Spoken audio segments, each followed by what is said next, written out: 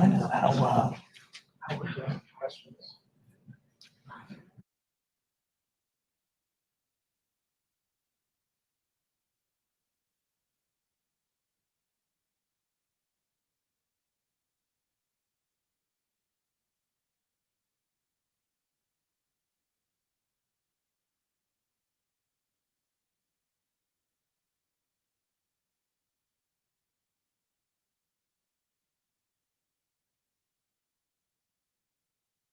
Manhattan. Just as an introduction, this is the Institute for Compensation Studies, and this is our first symposium on a timely compensation-related topic. And the purpose behind the Institute is really to bridge the gap between, or to create bridges between academia and the corporate world. We believe that there are tremendous insights being developed on the academic side that are not getting a full airing on the corporate side. And conversely, I think the corporations tend, whose decisions are often not driven by deep research. And we believe by bringing these groups together, we can find solutions that will actually help corporations make better decisions and allow academics to actually play in a world that exists as opposed to some of the, I know that's, sorry, for the real academics in the world. But this is really the intention of what we're trying to do. So the session today is really going to be in two parts. So the first part, Diane Burton, who's the academic director for the Institute for Compensation Studies, is going to deliver the findings of our report. And in that report was the process we began back in November, where we had a group of consultants and corporate HR leaders and academics together to attack this issue of whether or not human capital metrics should be used in the executive compensation process. And through that first session, we developed some working hypotheses. We then did a deeper dive on the academic side, did a number of iterations with some of the corporate leaders that we were involved in, and then ultimately generated this report. So Diane's going to present the findings of that report. And then we have a panel of experts that were part of that process that are going to give their perspectives and also answer questions. And we're breaking that into two parts. So the first part is going to be about, what are the metrics that work in the human capital arena? And the second group is going to be, if they're applicable, how do we apply them to the design of executive compensation plans? And then we're open to some more discussion and questions. What we'd really like as an outcome of this session is to be able to get feedback so that we can finalize the report before we distribute it. Did I forget anything? Introduce yourself. Oh, hi. Hi, I'm Brian Dunn. I am the Director of Professional Programs at the Institute. I have a 40-plus year career as an executive compensation consultant, and for the last 8 years, I've been teaching a course called Executive Compensation and Corporate Governance at Cornell, and I am so happy to have some of my former students in the audience because I know they're so well prepared to participate in this process. Right, guys? All right, Diane Burton. Great. Thank you. Thank you all for being here. We have an audience online, so I'm going to be speaking to our online audience as well as to those of you who are here in the room. We will have a reception afterwards. And so we hope that this is going to be a stimulating initial set of discussion topics that we can continue. So if you're here in the room with us, reception to follow. And thank you all so much for making the trip here to our New York City Conference Center. Delighted to have you and excited to share this report. Okay, so this is the agenda. You just heard from Brian Dunn. Welcome and introduction. I'm going to present the research findings, but really our panels are where we're going to have the major dialogue and energy. And we've had a last minute COVID cancellation on our first panel. Ethan Ruin is not able to be with us. I'm going to do my best to channel him, which I'll do my best.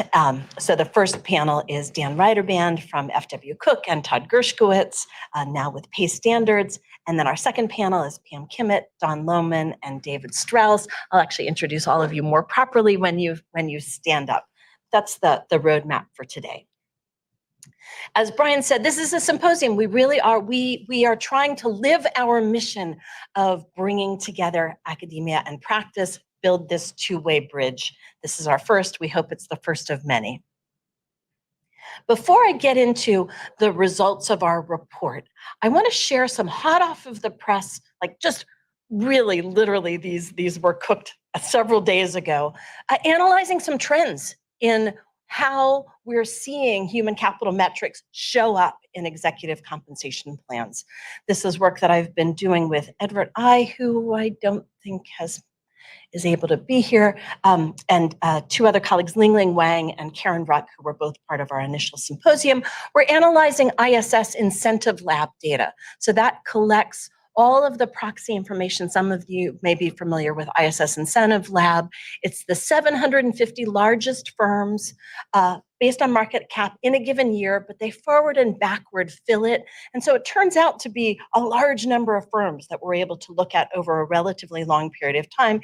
You can see here, we're looking at over 2,000 firms, and we're looking between 1998 and 2023, so over a relatively long period of time, and we looked at over 45,000 grants to CEOs. And so this is just to give you a sense of to what extent are human capital metrics showing up in executive compensation plans.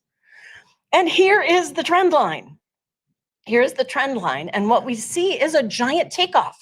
In 2018, those of you who have been in this business for a while may recall that 2018 is the moment when the SEC first started talking about requiring human capital metrics. They didn't actually get to the point of requiring it until 2 years later in 2020, but you saw many corporations. We believe this is evidence of the corporations anticipating that they're going to be required to do this. They might as well get ahead of the curve. And so we see a giant kink. And by 2021, when it is mandated, over half of the firms are incorporating at least one human capital metric into their executive compensation plans.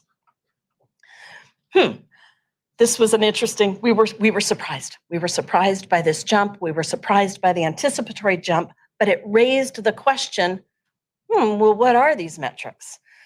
And so what we did is we just did a quick cut and looked at the human capital metrics and broke them out into diversity, equity, and inclusion, health and safety, talent, engagement, and culture. Just a quick poll from the audience. What do you think is driving this? Diversity, like that was our guess. That was truly what we expected. Truly what we expected. Okay, so let's just show you the results. First, health and safety. It's been there for a long time. It's creeping up, but it's been there for a long time, and it's kind of a steady state. Diversity, we are seeing the jump, boy, but it's not accounting for the big leap. And so we see it ticking up. It gets up to 17%. Really, what is driving this trend is talent, engagement, and culture. Talent, engagement, and culture is what is driving the big leap. And so where we're seeing connections of human capital to executive pay, it's coming through talent, engagement, and culture. Surprise. What do we know about this? Okay, so it's different across industry. And I know this is a little bit hard. It's a little bit hard to see and interpret, especially for those of you who are looking from a distance. I've broken it out into the 12, it's called the FAMA French into categories. It's what academics use. It's kind of 12 industry buckets that tend to capture seemingly similar firms. And what I have is by these 12 industries, the 3 different metrics that I showed you: health, safety, DEI, talent, and culture. And I know this is a little bit hard to read, but I want to try and interpret a couple of the highlights. First, health and safety, unsurprisingly, has the biggest, the most prevalent industries are oil, gas, coal, right? Places where that's always been true, and utilities. And you see that's way up. Health and safety is way up in the 80%, and has been for a long time. I'm just showing you post 2018, but that's where it is. Okay, let's look at DEI. We see variation across industries here. It never gets up beyond about a quarter of the firms, right? Our highest percentage point is surprisingly in chemical and allied. Oh, no, it's in utilities. Our highest is 45 in utilities, and then it's peaking at around a quarter in some of the others. The talent and culture across all industries, right? That blue bar, there's not differences across industry. And so this is the metric that paying attention to, are you engaging your employees? Do you have a strong collaborative culture? Really, the way I think of this is, are you as a leader doing a good job with your organization? That matters across all industries. And that's across all industries, everyone's paying attention to this. But how are they paying attention to it? What we did is we looked at, are these quantitative metrics or are they qualitative metrics? Disproportionately, quantitative metrics in the health and safety realm. They're almost always, right? About 80% of the time, those are quantitative metrics. In the DEI realm, about half the time, they're quantitative. In the talent and culture realm, they're almost never quantitative. It's kind of a, do we think you're doing a good job? Yes, no. And so I think there's an interesting phenomena here of human capital metrics becoming increasingly important, becoming increasingly prevalent, but we're shifting from more quantitative to much more qualitative kinds of metrics. Question for all of us, I hope we'll be able to discuss this, is that the right thing to be doing? And what does that mean? Okay, so these are the facts about human capital metrics, trends over time.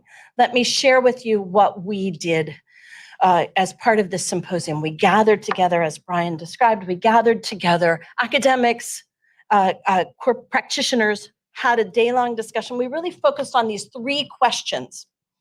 Is there any evidence that this human capital stuff matters? We all had a sense that human capital measures were becoming increasingly common. I've now shown you that that's in fact true. It doesn't matter. Can we show that it's tied to firm financial performance? Is there good evidence for that? That was a question we asked. What are the best measures? What are the measures we ought to be paying attention to? And, okay, should we be including them in our measures of executive performance and paying on that? Our process, we had this day-long workshop. We had some academic provocateurs. We had workshops. We had working groups. We gathered a lot of information from that. We went off then and distilled the academic literature. We had a team of research assistants reviewing the best of the academic literature we could find. We looked at everything that was out there from the corporate consulting world. We looked at all of the consulting reports that we could get our hands on. We've drafted this report that we are sharing with you today. And as Brian said, we're eager for feedback on this. What questions does it raise? What more can we do to keep this conversation alive? Just a quick list and a real thank you to the people who participated, many of whom are in the room, some of whom are online.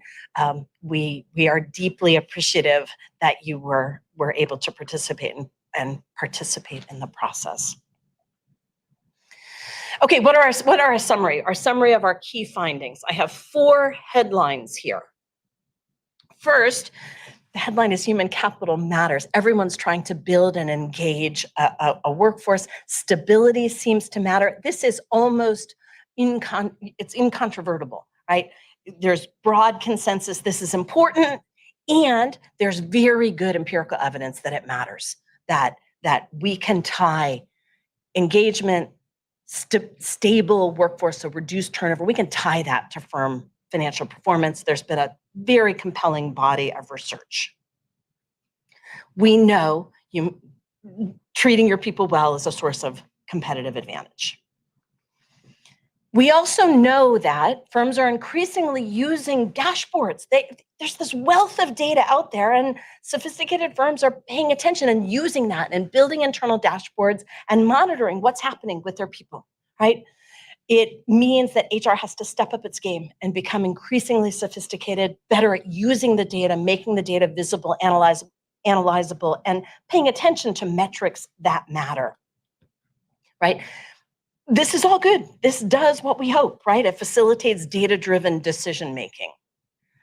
Okay, the more controversial bits are, we're seeing a lot more disclosure, right? We're seeing firms disclose their human capital metrics. They're disclosing it all over the place. Sometimes it's in impact reports, sometimes it's in ESG reports, sometimes it's in the management discussions. There's no consensus on what metrics should be reported, how they should be reported, what the right metrics are. So yes, companies are sharing more, but it's nearly impossible to compare or benchmark because everybody's doing it in an idiosyncratic way. And this, including it in plan design, as I shared with you, yes, we're seeing human capital be incorporated into executive plan design. It's being incorporated into short-term incentives, not long-term. Almost across the board, it's in short-term incentives. It's adding metrics to what are already complex incentive design. And based on what we know from behavioral decision theory, right, choice overload is problematic. Adding more metrics, not a good idea. Dilutes people's attention. But we're going to go further. We actually have some recommendations for how we can harness what we know from psychology and from behavioral economics in rethinking how plans ought to be designed. But that's the headline, right? The headline is, well, we went out there and there's some clear fact patterns. Through our work, what we developed was a way of thinking about human capital metrics. And really, the way of thinking about human capital metrics, we need a hierarchy.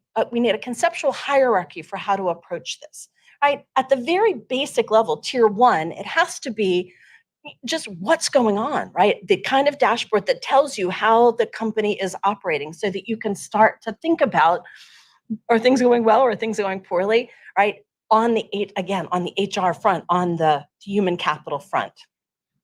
But at the next level, you want to be making trade-offs based on that, right? Making decisions and thinking about the real business impact of the different decisions. Do these kinds of investments that we're making, say in investing in high potentials, are they paying off or not?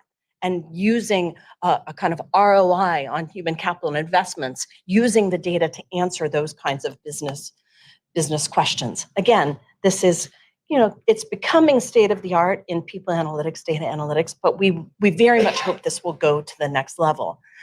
The next step is literally connecting it to the firm financial performance and making that causal link, developing the causal chain. So we've made these kind of investments. We think they're paying off. How much? And can we show the extent to which they're paying off? And then lastly, at what consequence? What is the broader societal consequence? What's the broader societal impact? I think we have an instinct that people want to start here, right? We have a moral imperative to diversify. Okay, but it's hard to justify that if you haven't done all of the other steps. And so our group came up with this conceptual framework, a hierarchy of human capital metrics. And again, how you think about this hierarchy is going to be different depending on the kind of firm you are, depending on the industry, depending on the strategy, the geography, the footprint, all of the contingencies that shape firm decision-making. What are our recommendations? As a group, our primary recommendation is that, yes, do this, start developing the metrics that make sense for your firm, and work with them internally and share them internally and use them as guidelines for action and use them in conversations in the boardroom. And maybe some of them should be disclosed publicly, but we're not going out, much to the chagrin of my friend and colleague, Ethan, who really would like to see more human capital metrics publicly disclosed.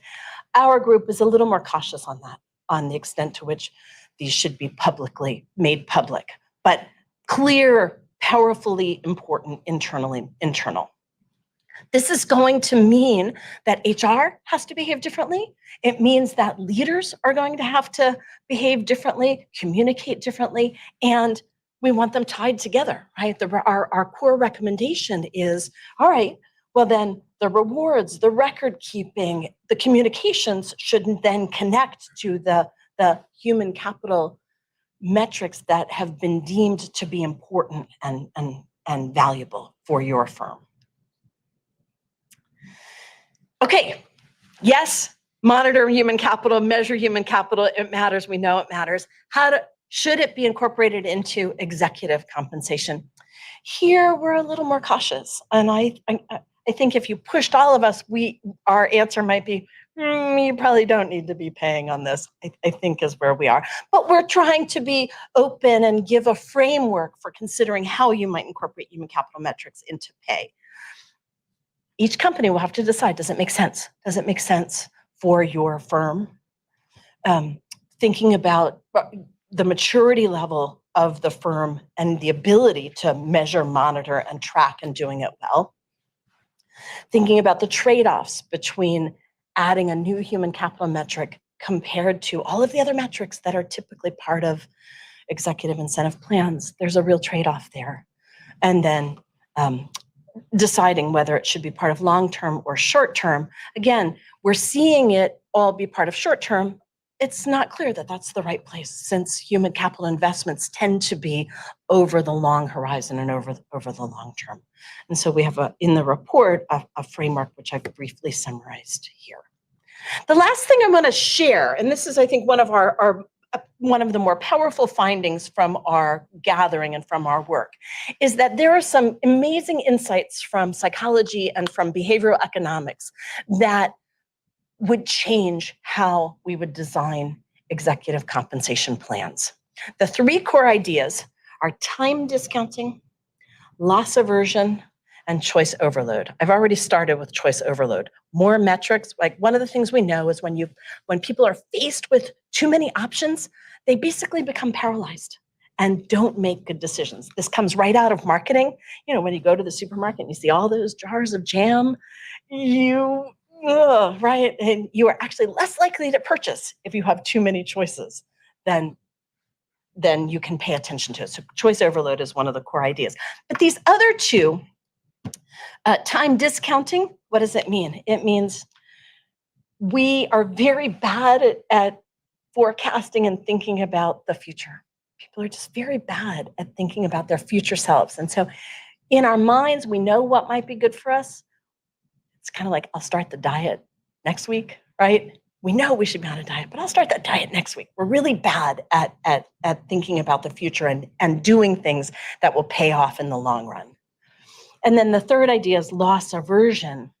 Here the idea, and again, these are very well grounded, and we've got boatloads in the report of the citations and the literature, but the idea is it's much more painful to lose money than it is gratifying to find money or to get money. So you are happy if you find a $100 bill. You're really, really, really sad if you drop a $100 bill and lose it. And so even though it's the same amount of money, the pain associated with a loss is much greater than the joy associated with the gain. This is an idea. All of these ideas together, if we put them together, they change how we would think about executive pay, think about incentive design. First, right, time discounting. Okay, we ought to pay attention to the immediate and to the short term. Loss aversion, penalties or fines will be much more impactful than additional rewards or more upside. Potential downside is a bigger incentive than potential upside. And choice overload, right, is we want to be careful about adding more metrics. Okay, so our answers to our key questions. Is there evidence that human capital is associated with positive returns? Absolutely, hands down, yes. How can we best measure them? It depends. It's going to be very contingent on the nature of the firm. And should we be capturing capturing and paying on human capital performance? Maybe, but certainly differently than we have historically. Okay. Thank you. That's our presentation of the report. Now I'd like to invite our first panel, Todd Gershkowitz and Dan Ryderband, up to respond here about your experience. And you have to come around this way. The steps are that way. You think you can handle this? Are you sure? Oh, no, you don't. No, you don't, Todd. I'm not going to do that. Can we switch to that one?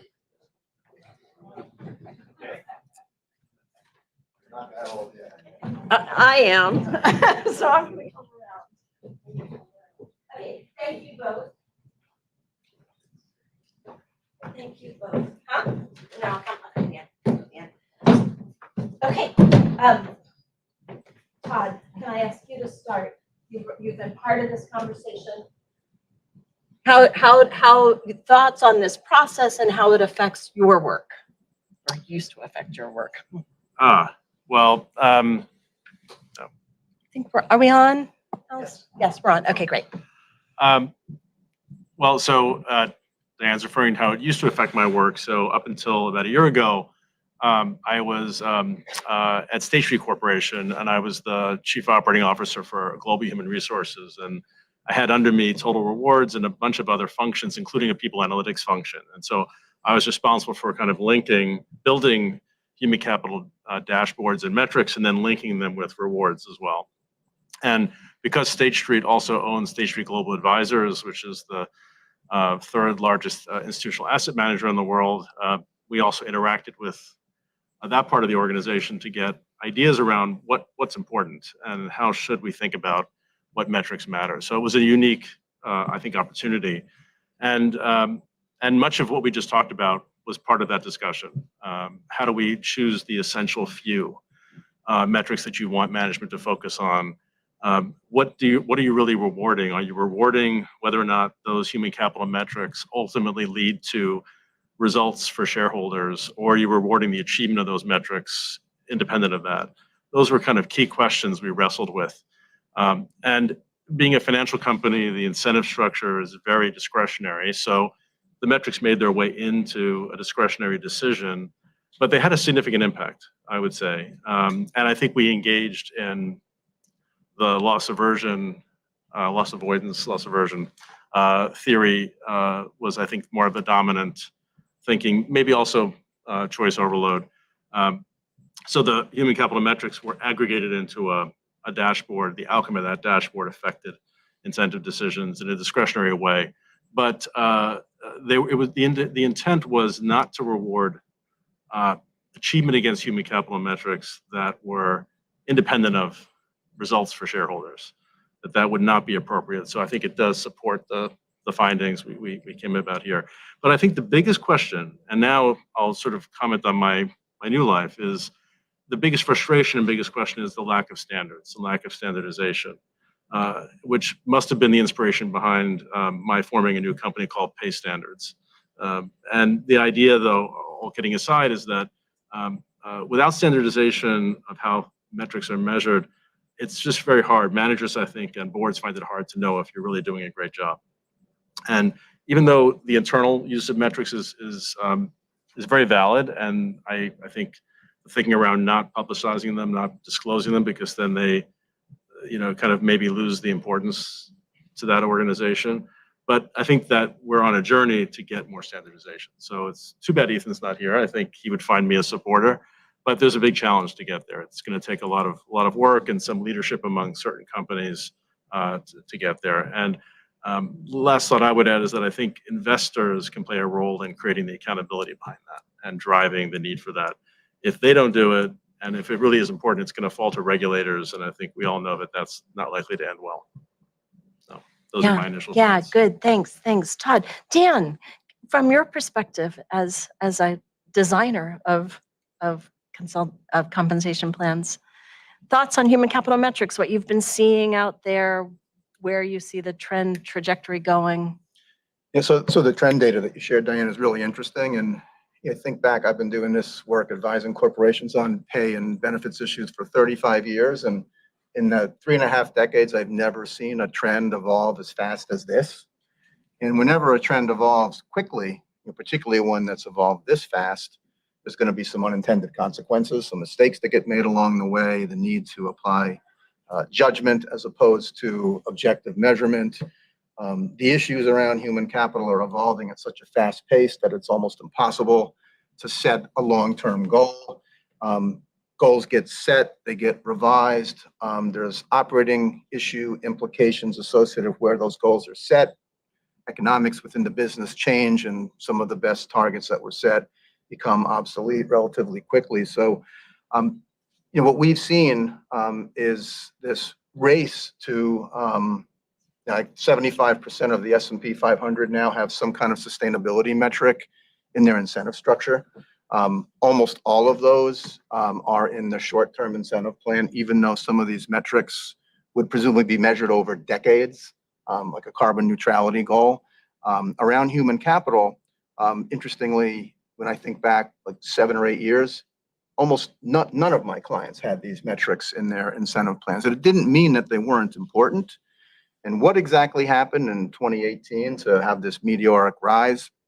I think it's a function of a variety of different factors, but I would tell you that the data you have and you shared is exactly aligned with our experience and the data that we've developed within our own firm. But I think that sustainability metrics have likely peaked. And there's a variety of different reasons why. One is just the more challenging economic environment that now exists for corporations as a whole, and that's putting pressure on companies to focus more on operating results. And as Todd pointed out, investors are concerned about sustainable growth and total shareholder return as much as they are, probably much more so than the social agenda that some of these metrics appear to be driving. Second issue is that if you can't demonstrate a clear tie to shareholder value in these metrics, they're going to be questioned as to whether or not they're really the place to be focusing the incentive structure. It doesn't mean that they're not important, and they may be, but none of my clients, for example, right now have used just the stick approach that you described and the report philosophizes on. I think that that is probably the right way to go. You shouldn't get paid extra to do the right thing for the right reasons, but to the extent that you don't, there should be a negative implication, a punishment factor. I don't like to use that word in executive compensation because it doesn't go over well. But there's an emerging view now amongst the shareholder base that if you're going to use sustainability metrics, and in particular human capital metrics, they need to be objectively measurable, and then they need to be transparently disclosed. And objective measurement is not so hard. We've got immensely improved HRIS systems that enable this type of measurement, but companies are reluctant to transparently disclose these metrics because, to be honest, it reflects on the morality of the organization. And which means if you miss, it raises all kinds of questions as to why. So I think across my own client base, how many of my clients who have these types of metrics in place have disclosed a miss? The answer is 0. It doesn't mean that they haven't missed, but generally speaking, what it does mean is that when they've missed, there's been some rationalization as to why, and it wasn't deemed to be management's fault. So if there's upside opportunity associated with overachieving and there's not downside symmetry, that's going to be pushback from investors with regard to what we sometimes refer to as greenwashing, meaning that the plan has a tendency to, the inclusion of this metric has a tendency towards inflating the payout without a correspondingly impactful downside risk. And then lastly, and this is particularly the issue around human capital metrics, the whole political scene has become very negative, and the associated legal risks are pushing companies away from measurement of these metrics within the incentive plan. But I want to caveat that by saying I don't have a single client who has concluded that measurement of this internally is less important today than it was last year, 2 years ago, 5 years ago. So in a lot of ways, these issues are core to an organization's culture. But should it be in the executive compensation plan? Maybe yes, maybe no. That's a to be determined. So I don't have an answer to, Brian, the question you had asked me was, what are the best and most effective non-financial metrics, especially with regard to human capital? I think that varies company by company, circumstance by circumstance, and I don't have a clear answer. But there are some principles that apply universally with regard to how you might consider including those in the incentive plan, which metrics you might pick, how you might measure them, and where you might put them. Yeah, thanks. It's interesting. When State Street Global Advisors, some of the things that they're asking for, not as mandated disclosures, but they talked about wanting to know about in their investor engagements with firms. Can you speak to what some of those kinds of, like, what is it that investors are asking about? And maybe some of our second panel can speak to this as well. What is it that investors are paying attention to? Yeah, so well, just to be clear, I'm not speaking on behalf of State Street Global Advisors, but what was in the paper was based on their published, the metrics and the data. They look to companies to be able to talk to and presumably disclose if they're comfortable with it as part of shareholder engagement. And I think what that means is, and the number of engagements they conduct along these lines, is that they obviously see a connection between understanding that data. It's an indicator of how a company is being managed, and therefore ultimately how it creates value for shareholders. They must see that. Yeah. I participated, and I know of others here, in shareholder engagement as when I was in my corporate role with a number of large investors. And my feeling and my observation over the last, 5 to 7 years is that the shareholder engagement process got much more focused on those things. A lot of other data that shareholders care about is very available, very publicly available, financial and strategic information. What they really are trying to get at with those engagements is what's really happening, what is underneath the data. Mm-hmm. Obviously, you can't discuss things you're not prepared to disclose, but much more interest in indicators of how the company's managed, mm-hmm. and all the metrics we're talking about are indicators of those things. I do agree with Dan. I think that it's an unknown, it's a difficult question, I should say, about should it be in the pay program? Because I think investors think the way maybe, I think their thinking is that if this is important to creating value and results for shareholders and for, and creating value in general, then management should do it. They shouldn't have to be given a piecework incentive to get there. These are highly paid, sophisticated executives. There's board governance over what they do. There's a compensation committee that's meant to exercise its judgment over how they should be paid. There shouldn't have to be, this very, sort of complex, hardwired incentive built in to create, to focus on talent issues. That, on the other hand, if I think that the engagement process and the availability of this information does create some accountability, mm-hmm. For making sure that those underlying drivers are being dealt with, so that it's not an after-the-fact conversation. Mm-hmm. Like results have plummeted, and what happened? We had a big safety issue that nobody focused on, mm-hmm. or we had a brain drain of AI talent, and AI was the future of the company, and nobody ever talked about that. So I think it's a balance. Mm-hmm. Mm-hmm. It's one of the things that academics are certainly talking about is this change in the governance structure, that the board committee, the compensation committee, many are being renamed the human capital committee and taking on a bigger role around the internal management of the company, separate from just pays a piece of it, but overseeing the human capital health of the organization.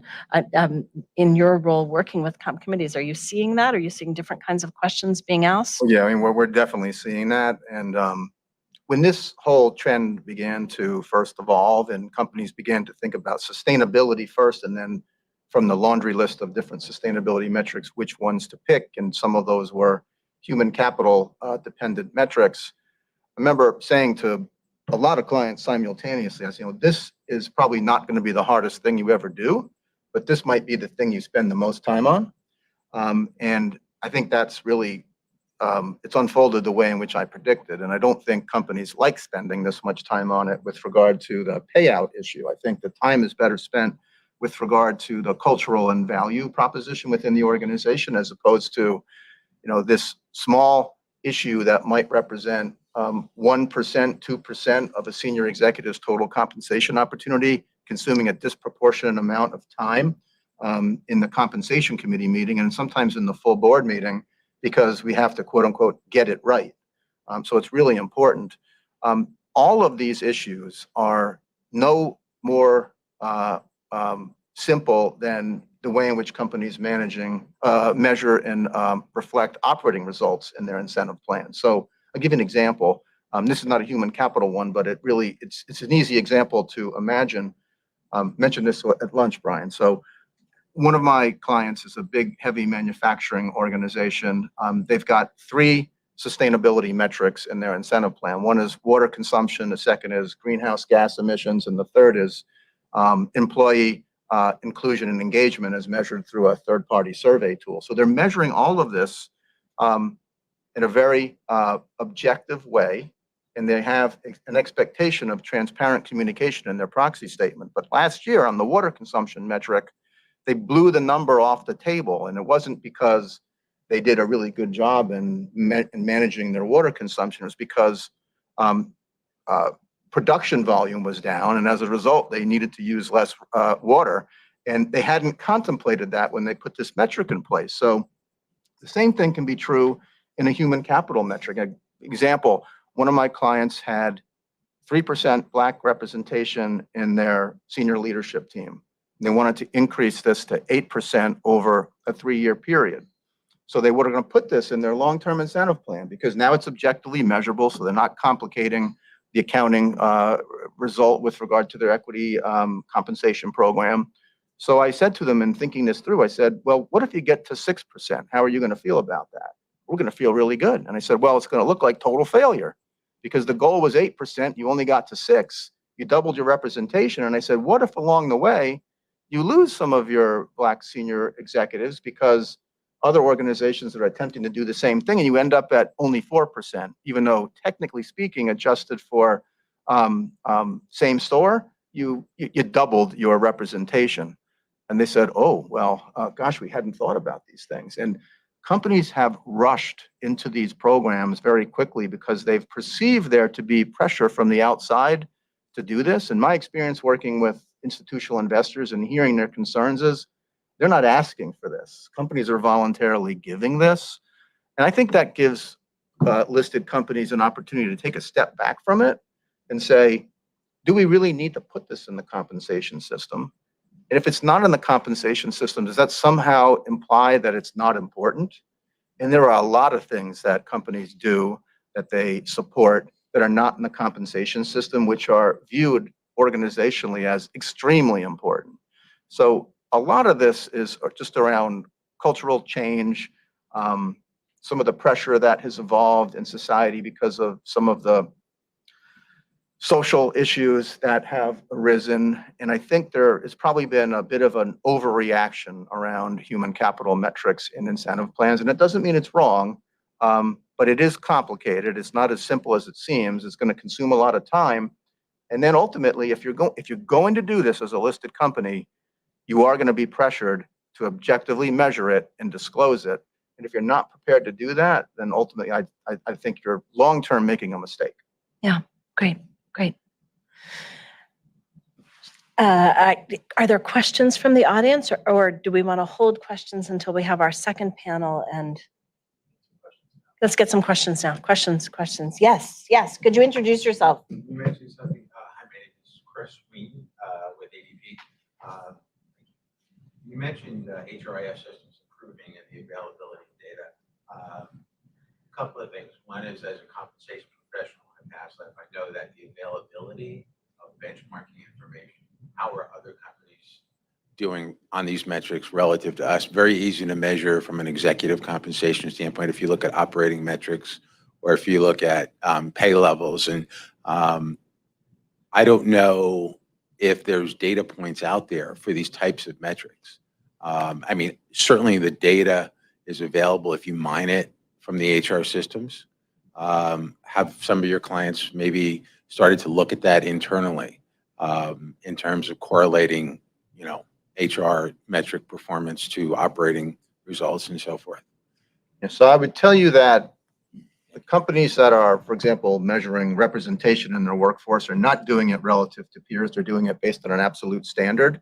They do have data with regard to gender and ethnic representation across a variety of different peer frames in indices that they look at, but I don't have a single client that's measuring it. Like, for example, they do total shareholder return against some peer frame. They're measuring it based upon an internal standard. And as I mentioned before, oftentimes those internal standards are changing significantly. So goals that were part of their, kind of broad sustainability matrix 2 or 3 years ago around representation, depending upon industry growth trajectories, may have changed significantly. So for example, if you thought you were going to raise representation in one category from 12% to 15%, but then there's a hiring freeze or there's a reduction in force because there's changing of the economics, well, you're not going to get from 12 to 15% unless you disproportionately take out some of the majority out of the equation. And usually that's not how these types of restructuring activities unfold. So I think the data it's available, but it's not perfect. So you can't measure it on a relative to peer basis the same way that you would something like total shareholder return, which is market driven, or for example, even capital return on a relative to peer basis. And as you get deeper into the metrics in incentive plans away from total shareholder return, which is the most pure metric that can be measured objectively, things become more complicated. And in a scale of complexity, 1 to 10, I think these human capital metrics on a relative to peer basis are at the 10 level. Consulting firms are not collecting the data because there isn't a demand. Oh, no, there's a demand. And I think there are some consulting, we're not collecting that kind of data, but Todd, you may want to speak to this because I don't know enough about your new business, but it sounds like that's the kind of thing you guys are going after. Well, yeah, I mean, I think you're touching upon a key issue, which is this idea of standardization of how these metrics are calculated, right? So it's a maturity curve point, right? The financial and operating metrics for decades, standards have evolved of how to measure them. And total shareholder return is the most obvious one, and that's probably the easiest one. But all the other financial and operating metrics, right? There are standards. There really are none in the human capital arena, which is the argument for keeping them internal and not disclosing them, maybe, or part of the argument. Or working more collectively to come up with ones that we can agree make sense. I was under the impression that ADP was on the forefront of this. Yeah.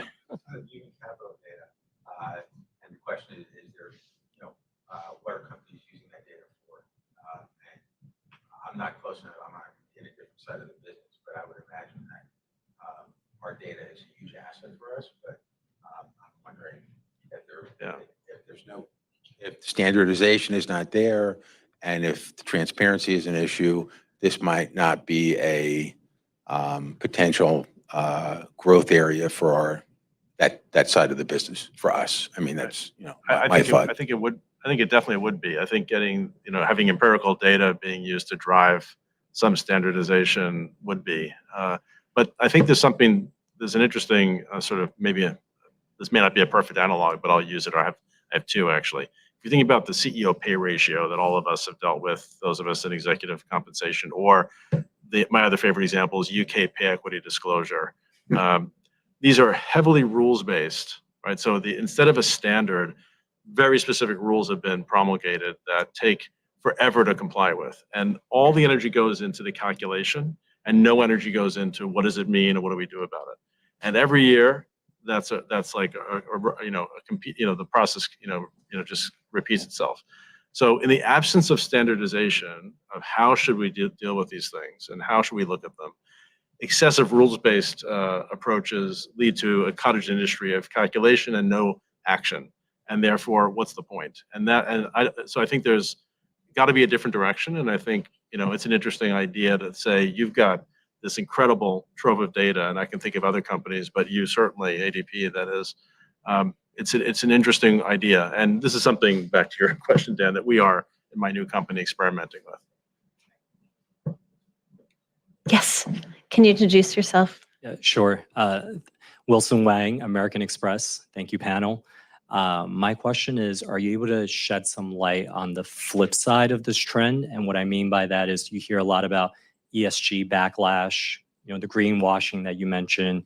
So are there companies scaling back in terms of human capital metrics usage, or just, changing their practices or disclosures altogether because of this aversion, to metrics that you can't tie to, measurable performance, so just wondering if you have a flip side view to all of this.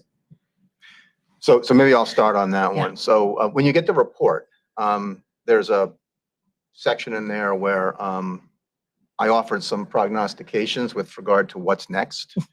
And as I mentioned before, the trend in moving in this direction has unprecedented in my career. I think it's peaked.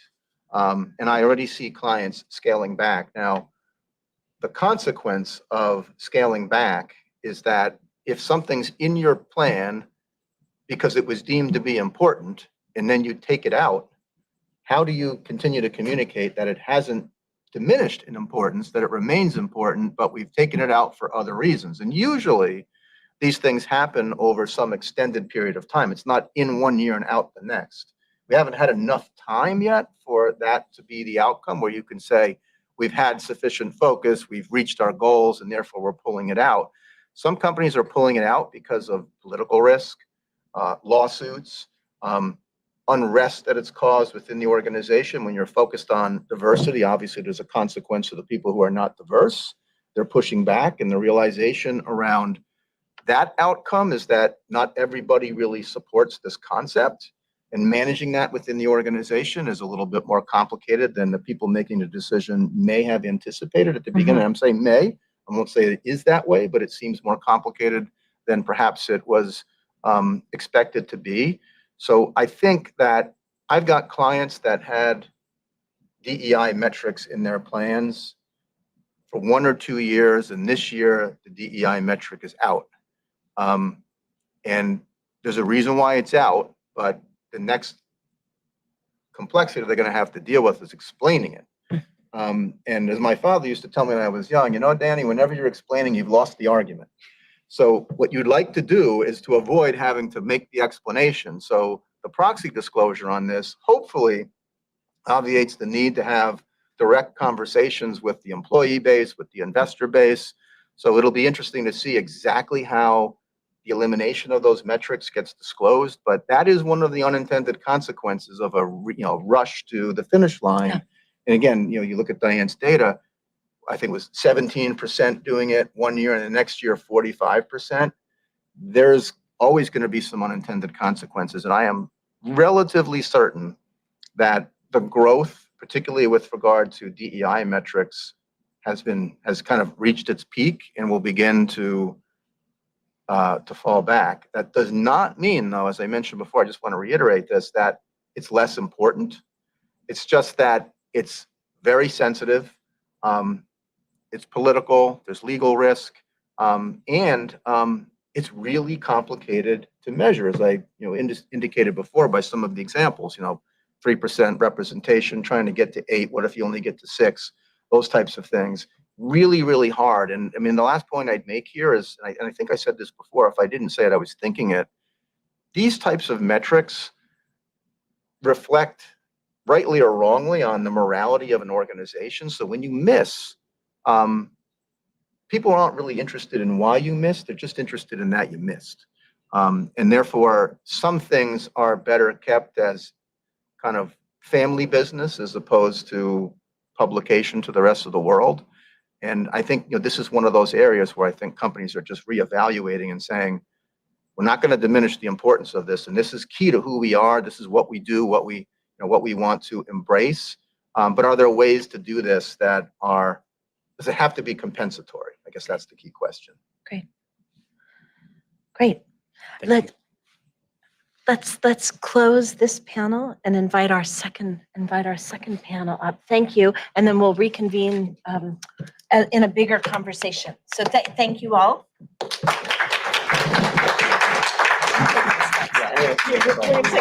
Take the steps down this time. Take the steps Take the steps down.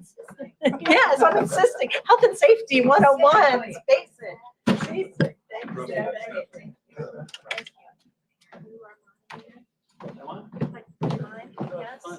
Yes. Thank you. Right. I like you, David. You can sit closer. Okay. Let me properly introduce our second panel.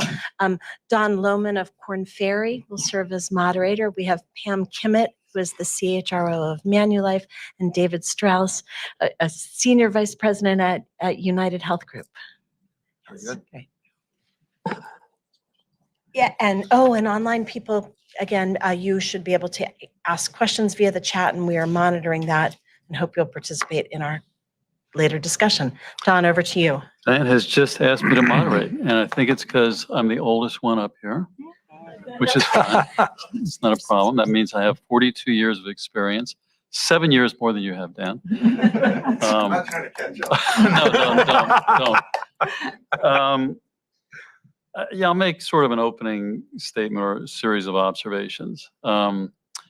Back in 1982, I started with Towers Perrin. I read my first annual report out of business school. I'd already read annual reports in business school, but I read an annual report as a consultant. I was very struck by the CEO's letter to shareholders saying, and you can all quote, you know exactly what I'm going to say, people are our most important asset. And I swear to God, they still do this. They still have the same hackneyed phrase, and it is hackneyed with many of them, where it says people are our most important asset. And yet, in my own experience over the years, people have been viewed more as an annoying cost to manage than as a true asset that needs to be nurtured and that we can get a good return from. And so it sort of puts this into perspective a little bit for me when we realize that there's now a move to have more human capital metrics incorporated into the way companies say they're managing their business, the way they're going to reward executives and so forth. And I hope that in many of those cases, they are truly committed to an understanding, a realization, and a communication that people really are important and really do make a difference. And I know in certain industries, it is unassailably true that people really are the big differentiator. Think of the hospitality industry. Think of professional services industry that I'm in. It's not capital intensive. It's much more people intensive. And if you're going to have success in those industries, it's essential that you're really doing a great job of managing human capital, I think. I'll have some other observations about how to incorporate or whether to incorporate human capital metrics into executive incentive plans. But let me start with Pam Kimmett, my colleague to my left. Pam has had an unbelievable career in human resources with many organizations, currently with Manulife. And Pam, I wonder if you could just share some of your own experience, observations, challenges to us all about human capital metrics. All right. So yes, good. You can hear me. No buttons to push. So great to be with everybody today. And I think the most important lesson I would take from my years of experience, I'm not sharing mine as a woman, but in all seriousness, is there's so much more art to this than science. I think it's wonderful that Diane shared a lot of academic research, and I think Brian's point at the opening was spot on, that it's really important for us that are practitioners to understand what academic research says and to give some thought to it. But when it comes to these issues, and especially around human capital, I think there's such a panoply of views sitting around your board tables, sitting around your executive leadership table, people at all layers of the organization looking at what you're doing and why you're doing it and wanting you to do certain things. I think we haven't even begun to touch on generational impacts that are going to be influencing the mindset of leaders and also future investors too, around transparency and things like that, that will make this, I think, a continued movable feast in terms of what we should be focusing on. I agree with so many things that Dan said today in terms of, I think, powerful incentive plans, my experience has been, is consistency of measures. If you're constantly changing them, people are either on guard, like, okay, why are they doing this? It's obviously, what are they trying to, reach into my pocket? What are they doing? They're burning a lot of calories to understand the game board rules, as I would call it, versus just getting to task and trying to deliver performance against the business plan. So I think it's really important to not tinker constantly with your incentive plans and to be very choiceful. And I think to the point about choice overload, to really be thoughtful about those that are the most critical indicators and ones that you feel you have some control and can influence, particularly in the short term, also juxtaposed against comparability for your investor base. So my current company is in life insurance and asset management. And obviously people come to us and make really long-term asks. You know, they say, here's some money, and 50, 60 years later, when I'm not on this earth, I really hope you're still around and you're going to fulfill that commitment. So obviously human capital and culture actually really matters in our business because we have to be really good at mitigating risk. We have to be really thoughtful about investment decisions. And we also have to be very smart actuarially and financially at understanding how to apply, because insurance is so regulated by differing regimes around the world and frankly in the United States by every state. So you have a lot of stuff to navigate. And I would tell you that for years, I was on Manulife's board for a few years before I joined full-time as their head of HR. And you get a vantage point on the board side where you have some indicators and you have the wisdom of some experience and you think, oh, there's some things to fix in the culture. You get inside and then you really realize there are some things that a business built on risk mitigation and long-term thinking and financial engineering isn't too soft and fuzzy, isn't too empathetic, isn't necessarily thinking about making investments in well-being and employee resilience and activities and diversity and inclusion efforts and other things. And yet, if you're going to pull in and retain great people, you now have to make those table stakes in your organization. And so when my CEO does write and does say publicly, he said it on Bloomberg a couple of weeks ago, that culture is the only sustainable strategic advantage for the company, he firmly believes that. And that was one of the key reasons that he set about a transformation plan. And we put in place 5 strategic pillars, and culture, winning, high-performing team and culture was one of them. So we've always had some metrics. The plot twist for us is, I probably shouldn't say this because it's in a public forum, but you do some things to obviously be able to tick boxes. You've got a lot of different stakeholders wanting things from you in a company, right? You have ESG pundits that are looking for how you can show up and score in certain tables and rankings that they have. You have certain stakeholder groups that care very much that you're demonstrating things. You have employees that want to see that certain things matter to them and that you're measuring and rewarding people for those. So we have something called a bucket of strategic initiatives that includes ESG and human capital metrics. And it's 20% of the annual incentive funding, and it's a portfolio of metrics. So nothing really moves the dial. We could way outperform on engagement. I mean, we performed at almost the 90th percentile, and I didn't get that much of a lift in the overall payout, right, because of it. So the real issue, I think, comes in how we administer the plan. And there we go through a very elaborate individual scorecard, a very elaborate what and how analysis with a lot of inputs, looking at a lot of data drawn from internal dashboards and things. And that's where we really emphasize those human capital metrics. And that's what's going to either get a leader to continue to move well in their career or maybe to be asked to move out of their career with us. So I just offer a few of those things. Thanks, Pam. Thank you very much. David, you're next.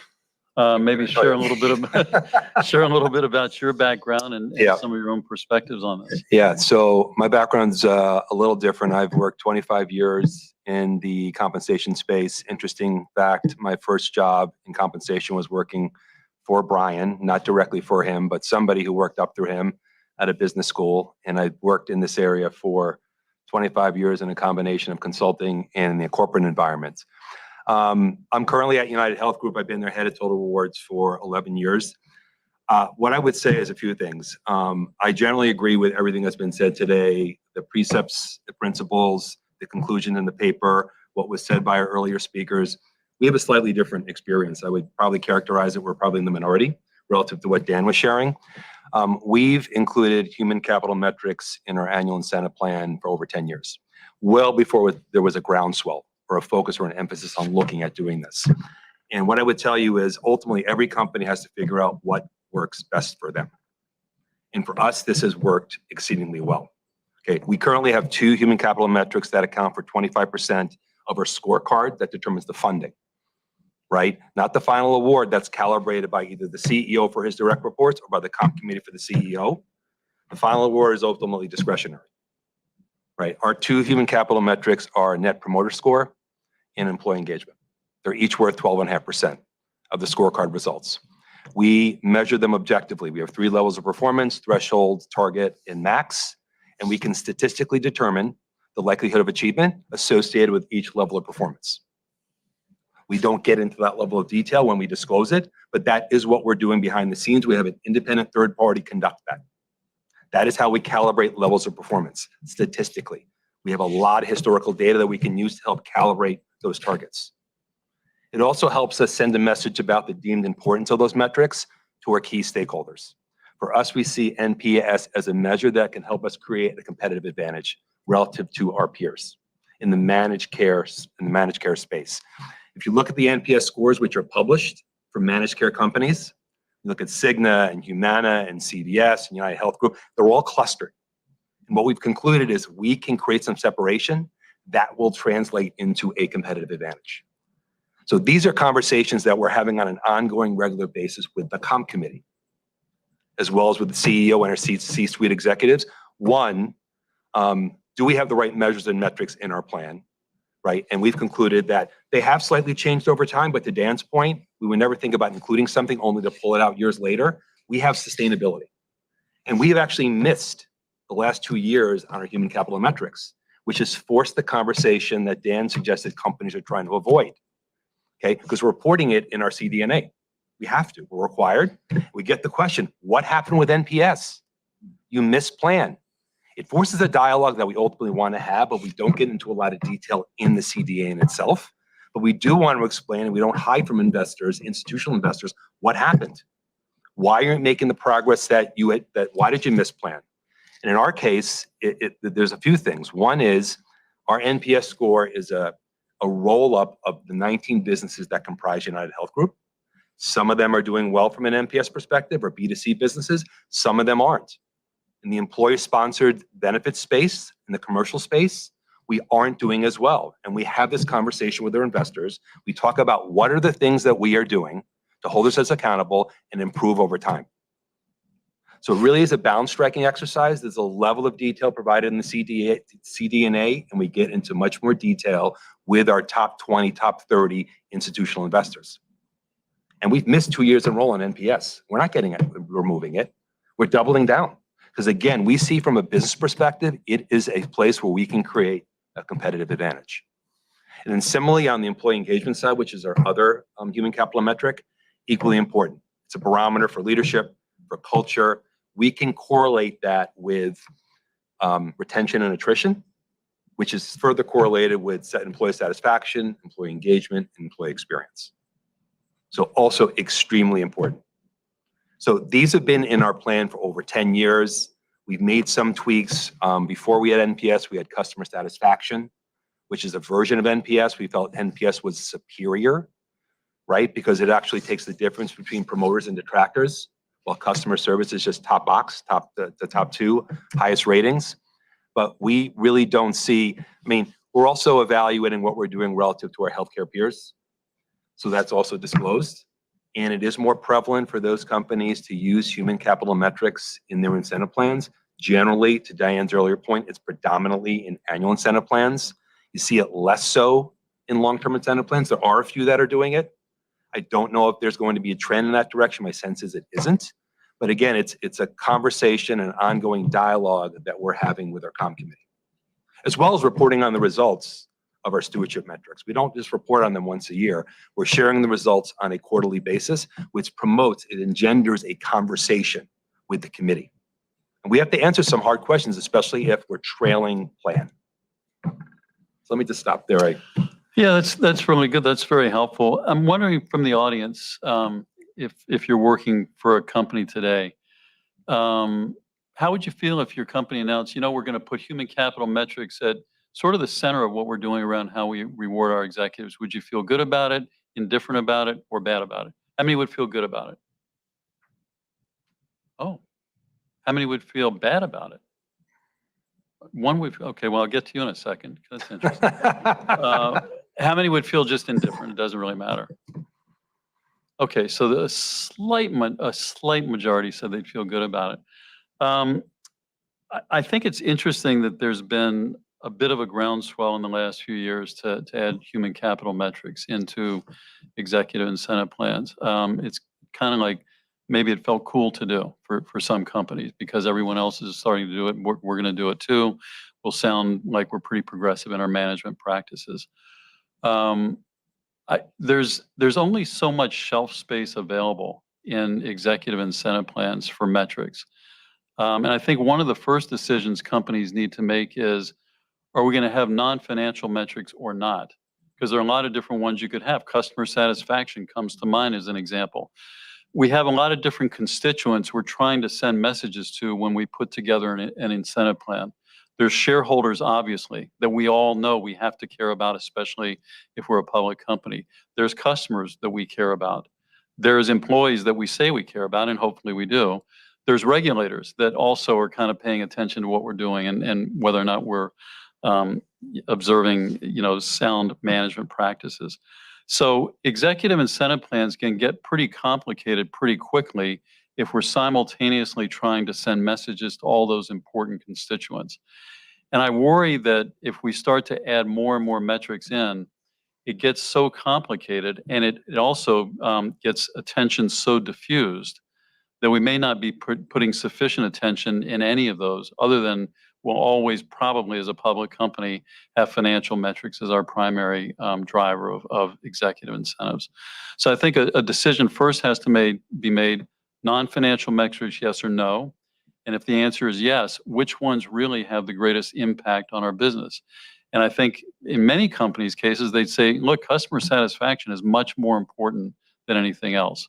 And yeah, we'll measure employee engagement. It's a good thing to measure.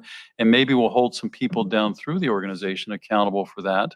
But in terms of our executive population, the ones that get reported in the proxy statement and maybe the next level down, it's going to be much more predominantly financial metrics and maybe you throw in a customer satisfaction metric along the way.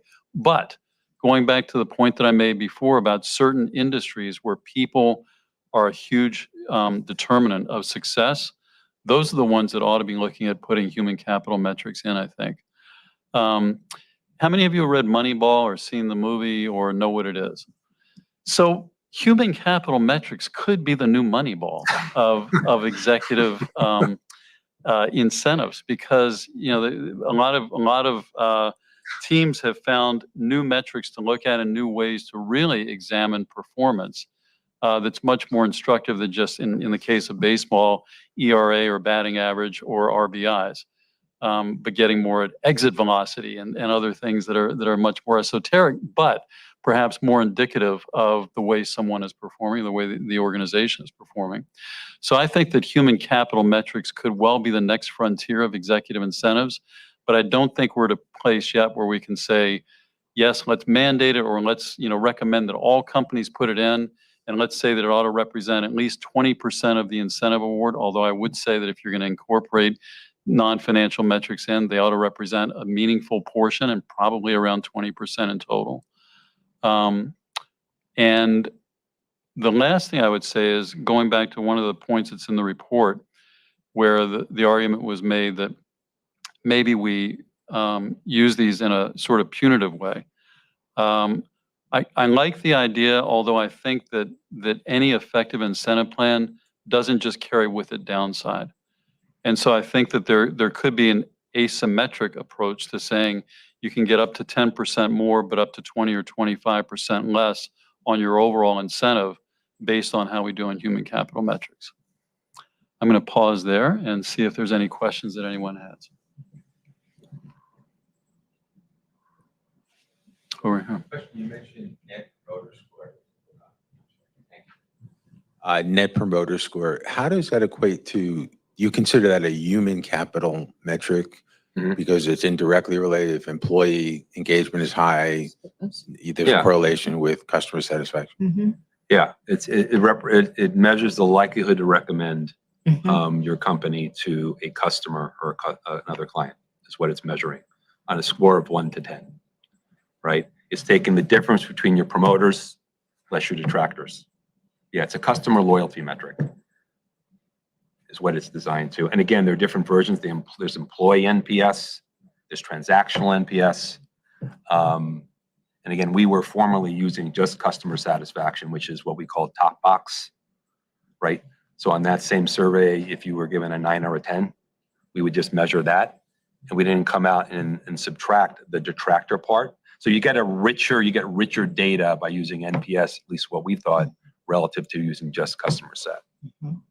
We also use customer NPS and transactional NPS because you do? we've been Yeah, on a okay. journey to Yeah. do some efficiency things. So back to that strategic initiatives bucket, we put all those things in there specifically. And then we pulled out, because of trying to drive a stronger customer focus mindset, a specific slice separate from strategic initiatives on customer. So that was a tinkering we did a couple of years ago. Yeah. I'm not totally sure it's working yet, but Yeah. but it's, I completely agree with David's point. There is strong correlational analysis. And when you use engagement data as a metric, you have a nice external benchmark. You know, you're not gilding the lily yourself. You can do it against, it's done by an independent firm. And so I think there's a lot of validity to also using that. And it's a good lagging indicator of doing a lot of things right. Having an environment that's inclusive and psychologically safe, investing in people feeling that they're developing and growing, really being a values-led culture, those kinds of things. They all go into the cocktail to give you stronger engagement scores. One other thing I would just add, in my experience, and it'll be interesting, I'm going to Hong Kong in 2 weeks. We're going to have like 70 investors and prospective investors and analysts all together for a few days. I'm curious to see how many questions I'm going to get about human capital metrics or the agenda that we've been pursuing. Because I have to tell you, not since I was the head of HR at Coca-Cola Enterprises, that's the only time I ever had an investor ask me about ESG and human capital things. I've been in lots of investor discussions. I have not been asked about it at all. It's mostly, what are you doing about my TSR? Why are you paying your guys as well as you are until your TSR is, top quartile? This last year, we were leading in TSR, no questions at all about pay levels or anything. So that was good. But it's just kind of interesting. It doesn't come up. So just to build on that, we've evolved it for us. We've taken it to, I would say, a more sophisticated level. We have both absolute NPS and relative NPS. So we divide the 12.5% into 6.25 for absolute. So basically what we're doing is we're defining 3 levels of performance for each measurement unit or business: threshold, target, and max, and determining the statistical likelihood of achievement for each. 85% or more for threshold, 50% or more for target, 15% more for max. Because depending upon what your NPS is, it's all about getting that next point. It's much harder to get another point of NPS if you're at a 70 versus if you're at a -10. And NPS goes from -100 to 100. There are 201 scores that are available. Starting point at -100, it's a lot easier to go up 1 than if your score is 90 or 100, right? So that's why you statistically determine the level of achievement. And then on the relative piece, we're looking at closing gap with our managed care peers or healthcare peers. That data is available. So to get a more rounded view, we actually look at both. So that 12.5 is split between an absolute piece and a relative piece. And it rolls up into one number at the end of the year. So I guess my question on the use of human capital metrics, I wonder if it's related to the industry you're in. Both of you are in insurance, where I guess hard financial measures are not necessarily indicative of future success. Meaning, if you have revenue that's very high, but next year you could pay out your liability, they could all be gone. So there needs to be alternative measures of defining success. Whereas in some other industries where revenue is a better indicator of success. So I think to your point, Dan, each company needs to figure out what works best for them. I think that's probably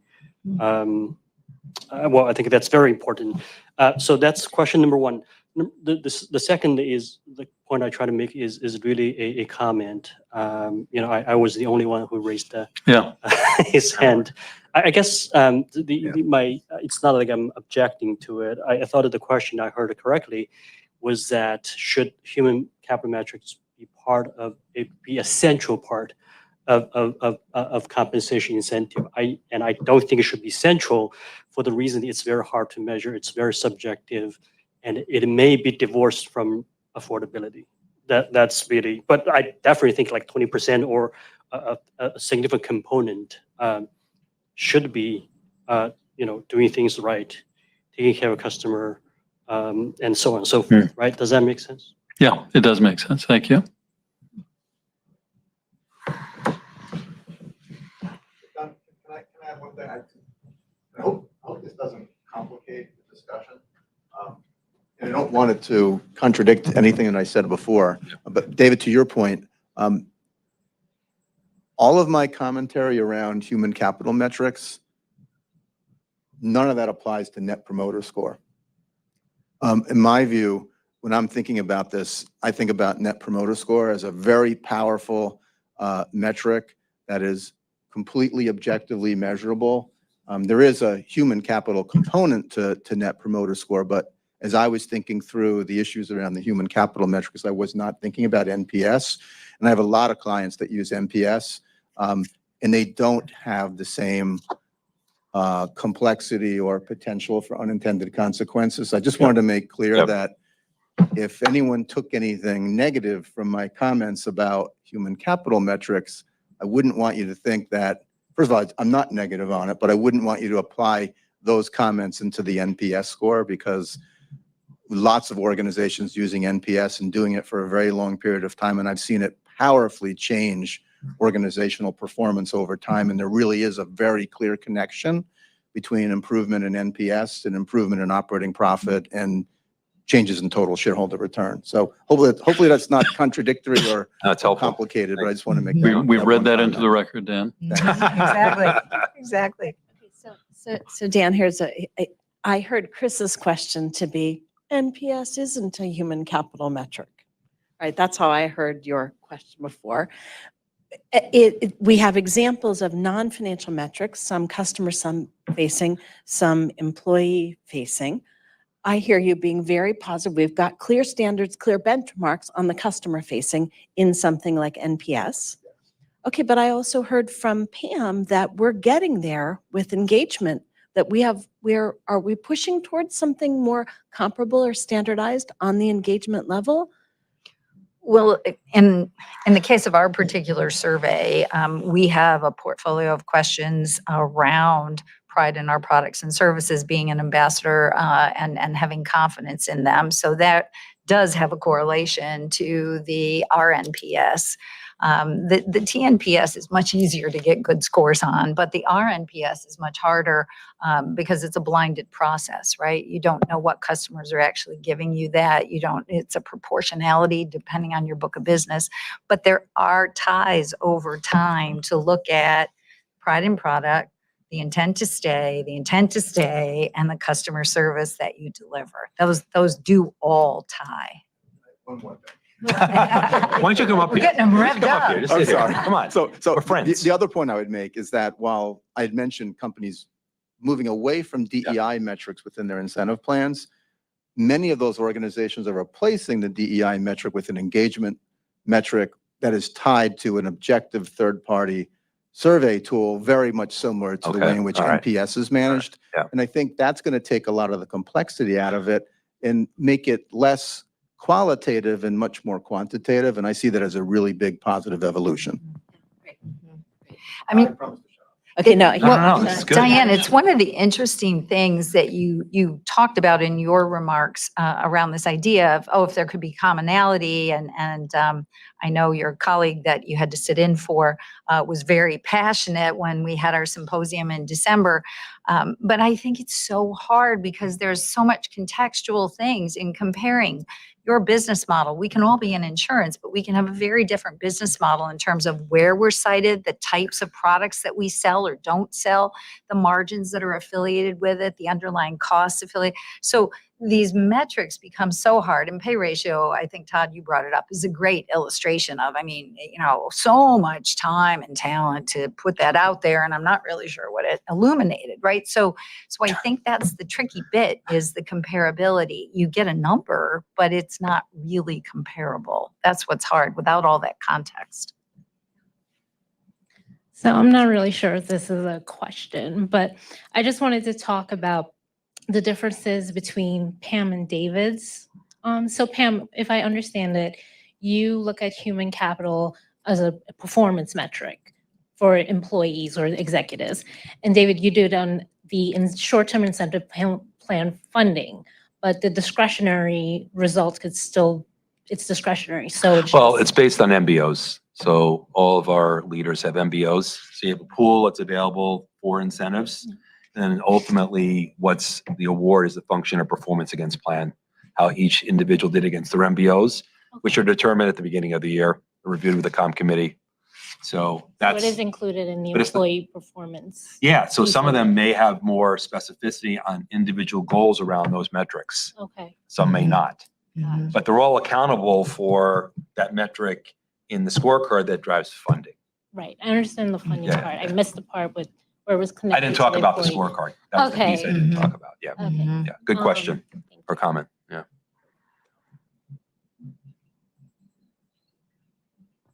Linda. I'm just wondering if you could reflect a little on whether this investor focus creates an advantage or disadvantage for public companies versus private companies. And some of you compete with private and they don't have to be transparent, but we're also saying, well, don't be transparent, just do inside. So are there lessons from private companies? Is I'll there something give you a different? quick answer. So I've been, I mentioned I was with Towers Perrin, which was a private company, a private consulting company. And then by virtue of a merger with Watson Wyatt, it became a public company. And I now work with Korn Ferry, which is a public company. All of these are professional services organizations. For professional services firms, and I said this when we were doing the merger with Watson Wyatt, and I've said it since I've been at Korn Ferry, it's a significant disadvantage to running our business in professional services to be a public company that has to worry about quarterly reporting of earnings and financial results when our business does not lend itself to quarterly management. It's not in our clients' interest to manage ourselves on a quarterly basis. So I see, at least in certain industries, it's a significant distraction. And the reason that Towers Perrin and many professional services companies went public was they needed capital in order to be able to compete, in order to make acquisitions, in order to be relevant, blah, blah, blah. But it really, sorry, I didn't mean it quite as dismissively. What's the real reason? He's but- shaking his head. I understand. But in any case, it does not lend itself well to effective management of the organization. So that's my perspective anyway. It is really difficult. The one thing, and you get this pushback more from proxy advisory firms, frankly. And we, being a Canadian-based company, get the Canadian arm of Glass Lewis and ISS, which is a little different in their paradigm than the US version. And they are really, really focused on transparency and comparability and a whole set of rules that make it very difficult sometimes and formulaic in their view. So it's unfortunate if you didn't have that. I think you could make more textured decisions, because I have never encountered any board at the companies that I've worked with that doesn't put a lot of judgment and discretion into things. But I have encountered universally board members being very anxious about what proxy rating agencies are going to do. And they change their paradigm all the time. What did I say in my first opening remarks? I don't like to change incentive things frequently. They change their methodology constantly. And there's really not much evidence that suggests there's a reason for it. So it's kind of this funny little part of the process we haven't discussed actually, but they're trying to influence things like these measures and the design of plans without necessarily much basis other than a revenue generating basis, I might say. So. I would just add, Linda, I mean, maybe it's sort of just a very basic observation, but if you're going to be a public company and you're seeking capital from public shareholders, transparency comes along with that. So I think it's a burden one way or another. If you're a private company, capital is private. Unless you're disclosing it to whoever is giving you that capital, you're not faced with the same burden. And if it's going to be, and I think, I think investors in public companies, big institutional investors, they focus on quarterly results, as Don said, obviously. The more enlightened ones, the ones maybe more of the passive investors are, I think they're saying, look, there's long-term value creation we expect. And it seems like they've become convinced that human capital is a driver of that. And they want to understand more about what's happening with human capital. But I think the basic point is, if you're public, transparency comes with that. So are there lessons though from? So what are private companies doing without having that microscope on them? The experimenting, trying, like, is that where we should look for ways to be innovative in human capital metrics particularly? It's a really good question, and this would be so anecdotal, so there's no science behind this observation. But interviewing HR colleagues who have taken turns in private companies, the consistent theme I would see is private companies care deeply about the quality of talent that they employ. And so it usually centers around rewards, that val prop. Less so about the broader cultural dimension of what's expected. I've had some very good friends work in very well-known private equity organizations and run, captive companies for them. And there's a very monolithic focus on outcomes and the compensation that goes with it, and much less on building a sustainable culture.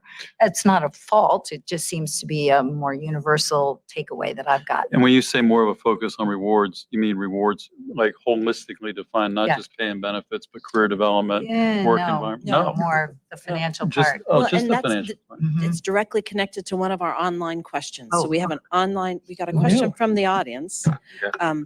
Do any of your companies or clients, and this is, all of the panelists, do any of your companies or clients try to measure employee value added, i.e. the difference between actual pay and market pay after tax, and its relationship to investor value added?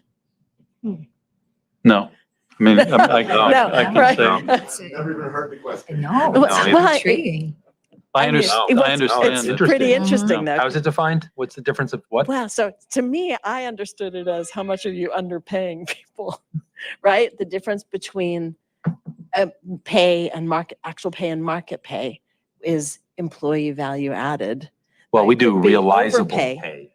Yeah, I mean, Realizable pay, which is different. but it seems like a metric that could be easily determined relative.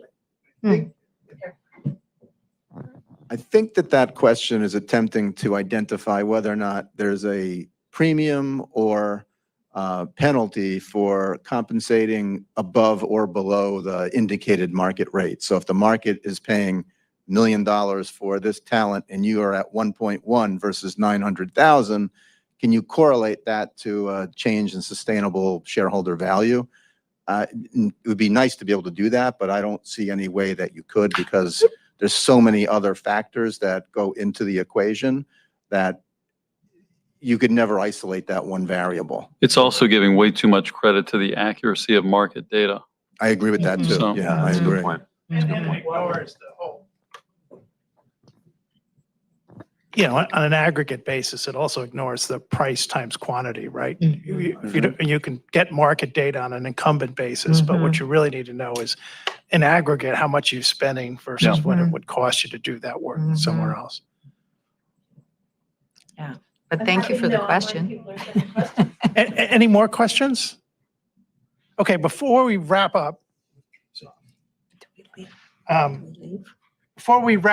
I would like to just give people an opportunity, or actually request people give a little feedback about what they heard, right? Because this is a report that we want to distribute. Now, all of you on your seats have a one-pager with I was QR. We always say QPR, which is a soccer team in the UK. Yes, right.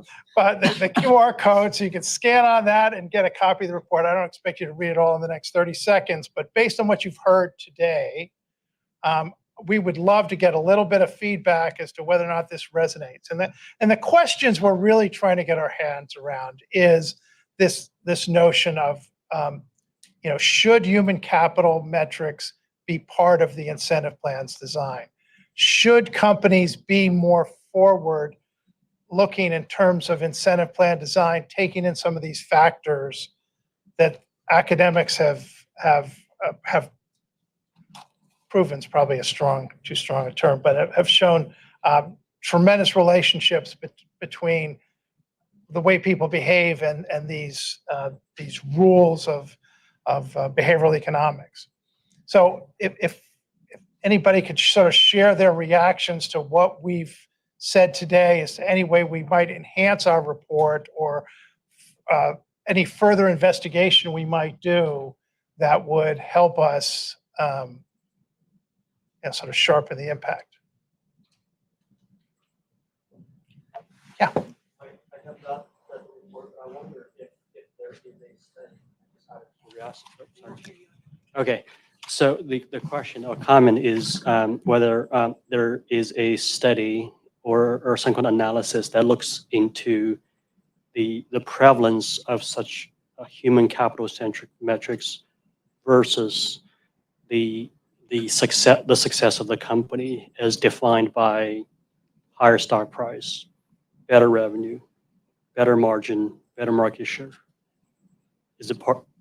I think. So taking the statistics that Diane showed earlier and actually looking at the companies that are in the 50% that don't and the 50% that do, and seeing what the financial outcomes of those companies. We're working on it. Then we can make a convincing case, right, to push for these metrics. Hey, here we go. That the data tell us the story. But I guess it's not easy to do. Well, I thought it'd be very we're much working on interesting. that. That's something we actually can do. You had a question? Yes, yes, Lisa. You may have already done this in the report, but I think one of the things that was demonstrated here today is how complex and nuanced the human capital concepts are. And they're very new to everyone. And there's lots of opportunity for misinterpretation, for lack of clarity. Just using, for example, engagement versus net promoter score. Right. What do we mean by that? So I think having some dialogue, commentary, and discussion about what do each of those terms mean? How might they be included or categorized? And so that Dan doesn't have to walk back his comments. And Pam, That would be a first, by the way. but we all like to pick it down.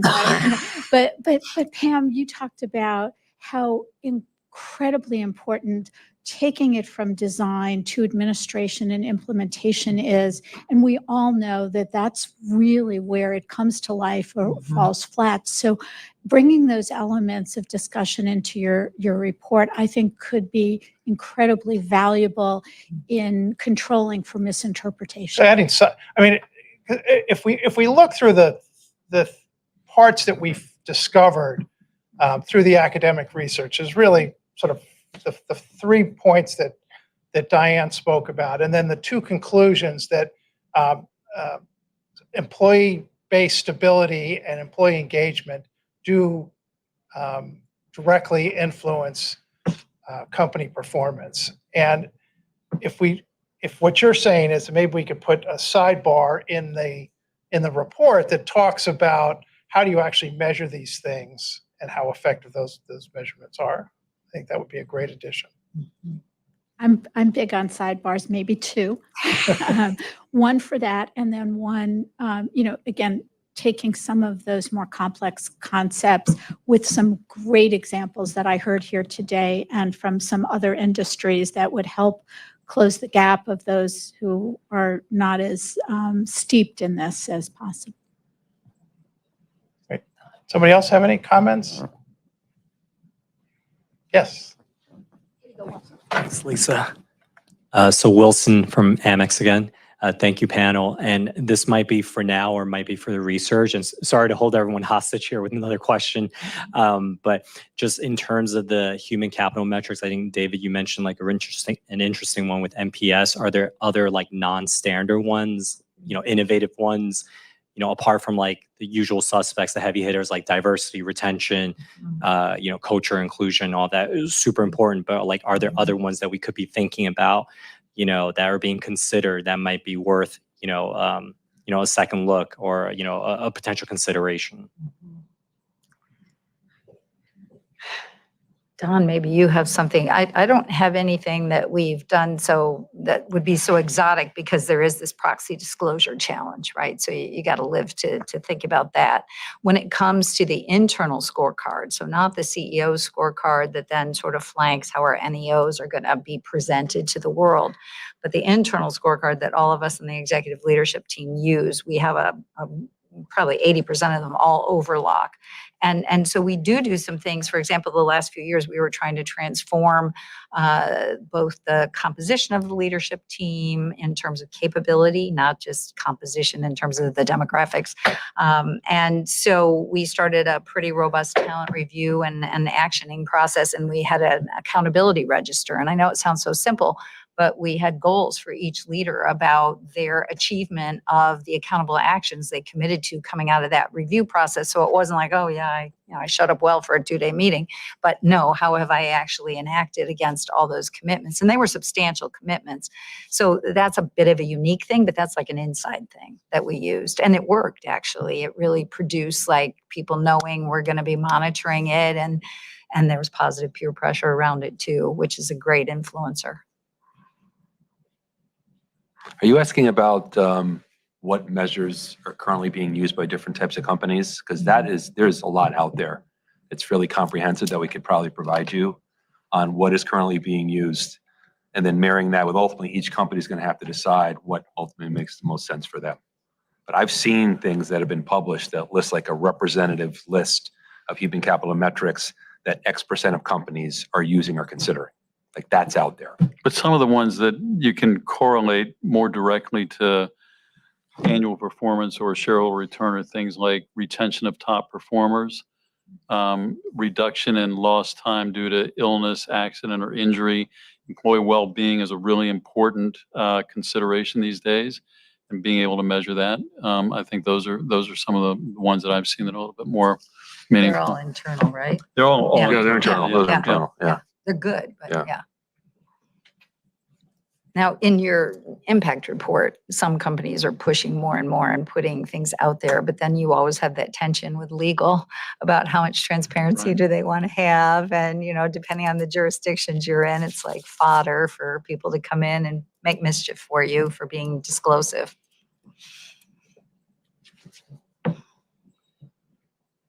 We have another, just a comment from an online participant. Perhaps putting human capital in the incentive plan is as much about communicating the importance of human capital to various stakeholders as it is to its actual incentive. Yeah, that was one of the impact. points I was making earlier about the different constituents and the non-financial metrics. You have so many different people you're trying to appeal to. That's right. And I would just say, at the end of the day, you do it because you want to drive company performance and because you also, as a leader and a leadership team, deeply believe in the things that you want to cause. And to me, that's far more important than ever putting it in an incentive plan, because it's going to stick, because it's going to be in the narrative and the talk track. It's going to be how they allocate their time and their talent. It's going to be the extra resources they put behind it. That's the real leverage that you get, more than the optics of having it in an incentive plan, to be honest. But I recognize everybody's looking for a visible way to say it's there, I think that's a great note to end on. We have, first of all, I want to thank all of our panelists,